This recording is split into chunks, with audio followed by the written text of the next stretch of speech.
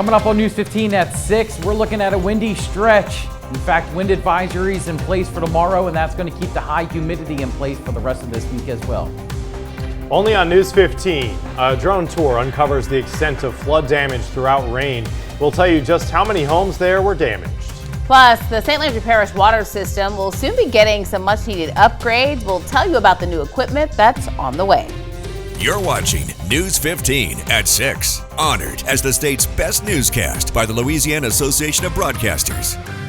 Thanks for joining us. We began with a Storm Track 15 alert for high winds heading our way. I'm Marcel Fontenot. And I'm Jim Hummel here with Storm Track 15 Chief Meteorologist Dan Romano tracking a wind advisory that's set to take effect tomorrow. Hold on to our hats, Dan. Yeah, that's right. This wind advisory in place for all of Acadiana. It goes into effect at two separate times. For parishes along Interstate 10 and down to the south, we're looking at that wind advisory going into effect at 4 o'clock in the morning.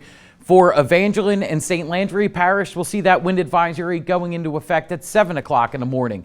Regardless, all across Acadiana, the wind advisory will expire tomorrow evening at 7 o'clock. This means that we'll have to contend with winds anywhere between 20 to 25 miles per hour sustained and gusts upwards of 40 miles per hour over that stretch. Now, those south winds are also going to push Gulf waters along coastal areas, and that might inundate some of the low-lying areas right along the coast. That's why a coastal flood advisory is in effect from 5 in the morning until 10 tomorrow evening. That's another concern that we have. As we step outside, take a look at the Hub City Tower Cam. Mostly cloudy skies. Still very warm though. 78 degrees. Winds out of the south-southeast at 11 miles per hour. Continue to pump in that high humidity. And that's why dew points are in the low 70s. But you can see winds are gusting upwards of 20 to 25 miles per hour. A little higher than that in some locations. And tomorrow, it's going to get even windier. We have the full details coming up here in just a bit. Jim, Marcel, back to you. Only on News 15, we're learning new information and also getting a bird's eye view of the extent of damage in Rayne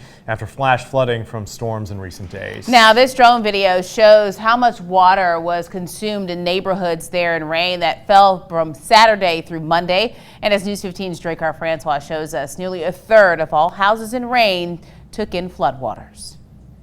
I would say probably 30% of the homes here had some sort of water intrusion, water damage. People in Rayne are trying to save as much as they can after over a foot of rain flooded the city in just a 48-hour span. Here in Rayne, over 13 inches of consistent downpours flooded city streets on Saturday and again on Monday. The water even pouring inside of businesses, leaving many stuck inside. Mayor Chuck Robichaux says the rain even overflowed the draining systems, which caused the water to get inside of neighbors' homes. Just all floors started buckling, everything just was floating around, all my daughter's toys floating everywhere. While some businesses saw water damage, the most impacted areas were homes. The mayor says 30% of homes were flooded. As you can see here, parts of different neighborhoods in Rayne covered with water. But taking a closer look, not all parts are underwater. The mayor says the water damage stems from where and how the homes were built.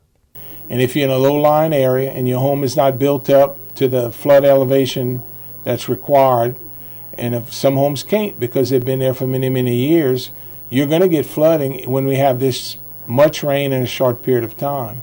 Now people of Rayne are trying to save anything they can and getting rid of what was destroyed. Mayor Robichaux says about 30% of homes were damaged and most were built in low-lying areas. Everybody experienced something, if it wasn't them having rising water issues, they had family that did, and they went to see about them. In Acadia Parish, I'm Dracar Francois for News 15.